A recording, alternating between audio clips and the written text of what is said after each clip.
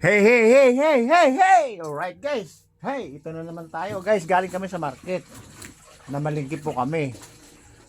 Bumili kami ng ulam na head and feet and fish. Alright, ito sa isang kahon.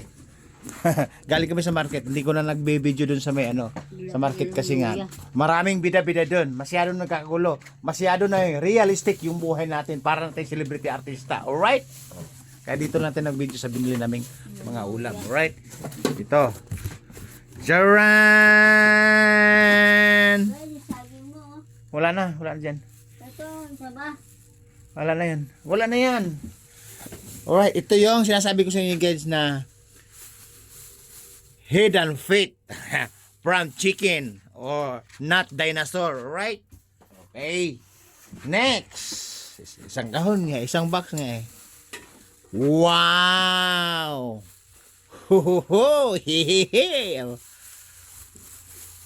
Ito naman wings and back and laman. Alright, chicken pa din. Alright, next. Wow, this is my favorite. Yeah. Tulingag.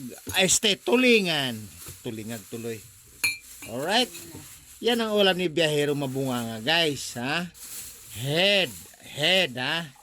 Again, head. Next, feet. Sunod, laman. Andito pala yung guys, yung hita, balakang, and pakpak. And next, tulingan. Alright? Magagamit na naman namin yung guys, yung dalawang freezer. Ayun o. Yan, 1, 2. Again, I introduce of you guys yung pangalan ng freezer ko. This is name of like Ghost Project. Alright. Ghost Project. Hanggang hanggang leg lang yan guys, yung Ghost Project ko na freezer. Again guys, tiniplahan pala ko ng kape.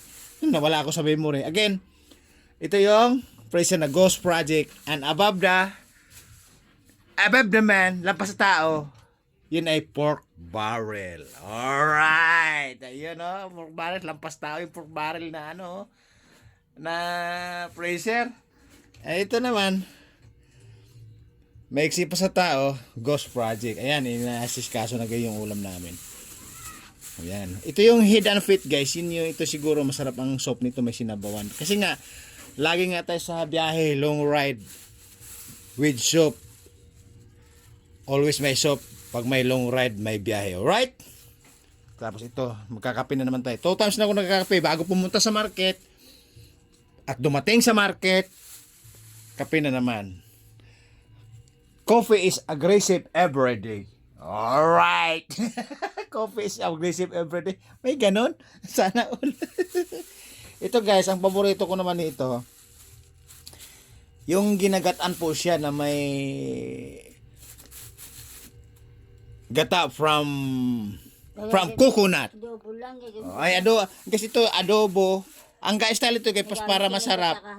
Para masarap, adobuhin muna siya tapos tsaka siya buhusan ng gata mula sa niyog. Alright? Kahit na wala na ganong maraming sabaw, basta may sauce po siya, masarap na po yan. This is my favorite. Tulingag. Tulingan. Alright?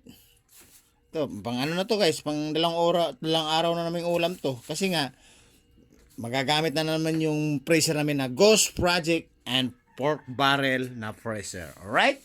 O guys, pinakita ko lang sa inyo yung routine, yung pinamamalingkin namin ngayong araw, at uulamin namin ng araw, at lulutuin namin ngayong araw. Katigan mo sinira sila niya. Okay? Magkakape tayo guys. Babu! Woo! Dami na naman nalalaman sa akin. Yummy! Tulingag!